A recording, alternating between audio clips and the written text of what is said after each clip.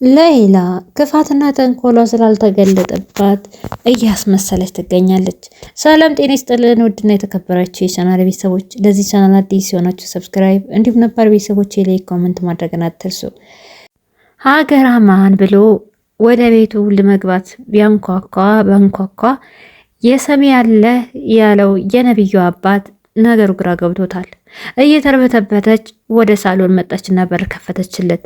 እሷ ግን ከመኮንን ጋር ሌላ ዓለም ላይ ነበረችና እሱ አላወቀም። ይሄንን እነሱ እየቃሙ የራሳቸውን ላይፍ እየቀጩ በነበረበት ቅጽበት ታዲያ መንገዱን ቆርጦ መጥቶባቸው እየተርበተበቱ እዛ ጋ መኮንን የነብዩ ክፍል እየተርበተበተ ለመልበስ ይታገላል።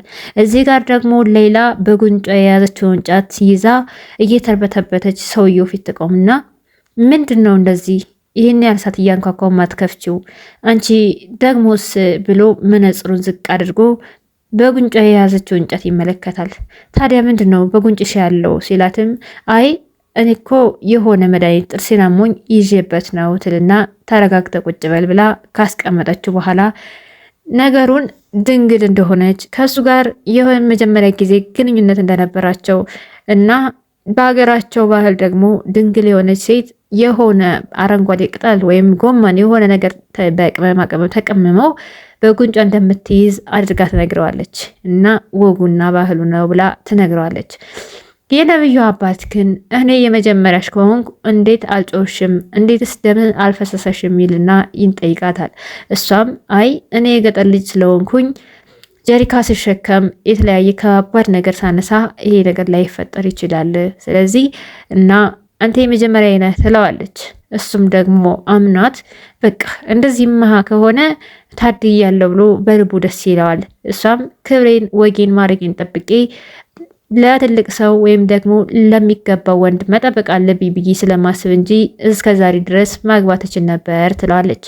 ታዲያ እሱም ደስ ብሎት በቃ ዛሬ ጥሩ ሰው ላይ ነው የወደቅሽው ይልና ሊያቅፋት ሊያጫውታት ሲሞክር እሷ ደግሞ አይ ሰው መጣብን፣ ሰው ይመጣብናል ትላለች።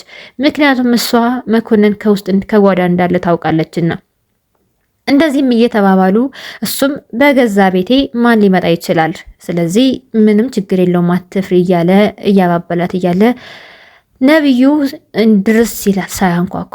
እነሱም ደንግጠው እየተርበተበቱ ወይኔ ተዋርደን ነበር እኮ ብለው ተለያይተው ተቀመጡ።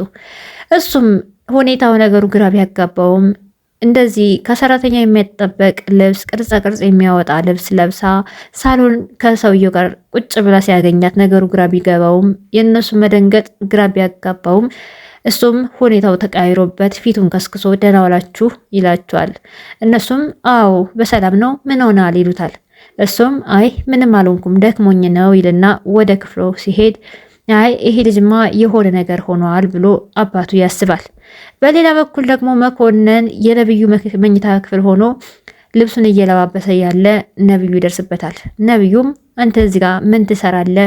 ክፍሌስ ለምን ገባ ይለዋል።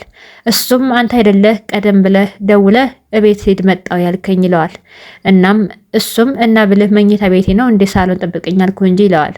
እሱ ግን ነገሩ ሌላው ተንኮሉ ስላልተጋለጠበት ነገሩን ለማለባበስ እንደውም ተቆጥቶ አንተ ኮቴ የለህም እንዴ ጭራሽ ታስደነግጠኝ ነው እንዴ ምናምን ብሎ እሱን ራሱን ይቆጣዋል። እሱም ግራ ገብቶት እንዴት መኝታ ክፍሌ ያገኝቸ በዛ ላይ ደግሞ እንዴት ትቆጣለህ? እናም እንዴት ብደነግጥ ይፈረድብኛል ወይ ሲለው አይ ሳትነግረኝ እንዴት እንደዚህ ትላለህ ይለዋል።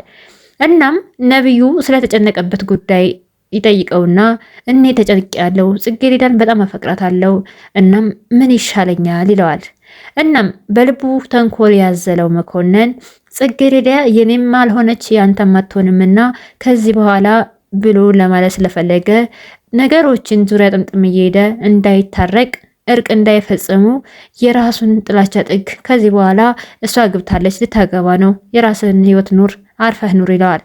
ታዲያ ይሄ ጭምብሉ ያልተገለጠለት ነብዩ እሱን አምኖ እና እንዴት ይሻለኛል ጽጌረዳን መተው አልችልም በጣም አፈቅራታለሁ እያለ ቢነግረውም መኮንን ግን ይህንን በጭራሽ አታስበው ይለዋል። እናም አንተ ወዳጄ አይደለህ እንዴ ልታማክረኝ አይደል የመጣኸው? ልታማክረኝ ችግሬ እንድትረዳኝ ነው እንጂ የጠራሁ ሲለው ይህንን ላለማስነቃት ከዚህ በኋላ እንዲቆርጥልህ ደግሞ እሷ ጋር አገናኛለሁ ይለዋል። በሌላ በኩል ደግሞ እንግዲህ ከፍቅሯ አጣልታ የራሷን ፍቅረኛዋን ደግሞ ለራሷ አድርጋ እንዲሁም ደግሞ የማትፈልገው ህይወት ውስጥ ገብታ እንድትኖር ያደረገቻት ፌበን ጽጌረዳ በፍቅሯ ደስተኛ እንደሆነች በፍቅሯ እድለኛ እንደሆነች ደስ ብሏት እየዘፋፈነች ወደ ሳሎን ስትሄድ በደረቀ ሌሊት ቁጭ ብላ ታገኛታለች። ጽጌረዳም ምን ሆነሽ ነው እዚህ ጋር በሌሊት የተጎለትሽው? አንቺ ሰይጣን ነሽ እንዲህ በዚህ ሰዓት የተቀመጥሽው? ትላትና ትናገራታለች። ጽጌረዳም ሰይጣን አንቺ መሆኑ ቀርቶን የሆንኩና አረፍኩ ብላ ስሚኝ፣ ከዚህ በኋላ እኔ አጠገብ ድረሽ እንዳትይ ነገሮችን እስከ ዛሬ እንደማይበት አይደለውም። ከዚህ በኋላ ክፉ ሴት ሆኛለሁ። እናም እንደ ድሮዋ ጽጌረዳ እንዳልመስልሽ ተለውጫለሁ ትልና ታስፈራራታለች። እናም ለሰርግ ዝግጅት ላይ አይደለሽ? በይ ቶሎ ተኚ ትላታለች። እሷም አዎ ነገ ሙሽራ ስለሆንኩኝ ችግር የለውም በሰርጓ ዋዜማ ያለች ሴት ምን ልታደርግ እንደምትችል አንቺ ራሷ አታውቂም ትልና ወደ መኝታዋ ተከፍላ ትገባለች። አንዴ ሰው አንዴ አፈር የሚያደርጋት የጽጌረዳ እናት ዘርፌ ነገሮችን ማሰብ ተስኗታል።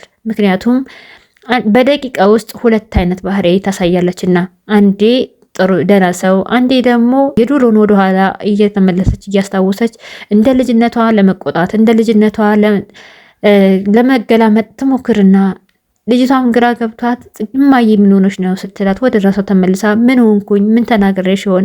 እኔ እኮ እንደ ድሮ መቆጣቴ ነበር። ነገ እኮ ልታገቢ ስለው እንደ ልጅነትሽ ልቆጣሽ ብዬ ነው ብላ ታስቀይሳለች። ጽጌረዳም አይ የሆንሽው ግራ ቢገባኝ እንጂ ምንም ችግር የለውም ትላትና ጸሎታቸውን አድርሰው ይተኛሉ። በደረቀ ሌሊትም እንግዲህ ነብዩም ነገ ሳገኛት ጽጌረዳ ምን ልላት ነው? ምን እላት አለው እያለ ከራሱ ጋር እያወራ ነው።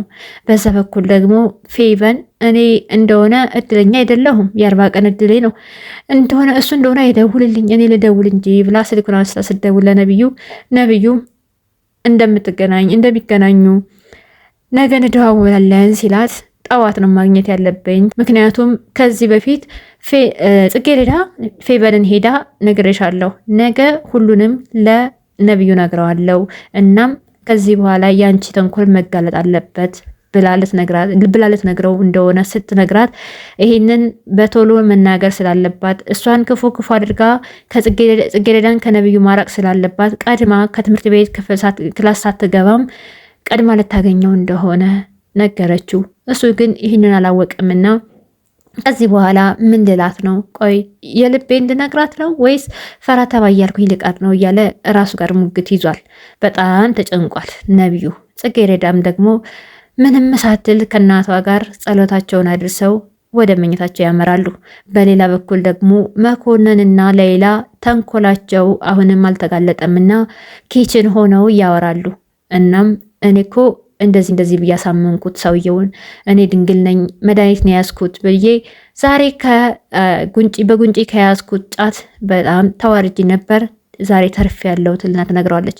መኮንንም ይሄ የክፋት ተንኮላ ቢገባውም እሱም በሌላ በኩል ለነብዩ እያሰራ ያለውን ሴራ ከሌላ ጋር ሆኖ ንብረታቸውን ለመቀራመት እያደረገ ያለውን ጥረት እንግዲህ ይሳካላቸው ይሆን አይሳካላቸው ይሆን? ሌላስ በልጅ አስራ ሰው ከነብዩ አባት ወልጃለሁ ያርግዣለሁ ብላ ንብረት ለመካፈል ያሰበችው ሀሳቧስ እውን ይሆን ይከሽፍ ይሆን? አብረን የምናይ ይሆናል። ሰላሞች ይብዛልኝ።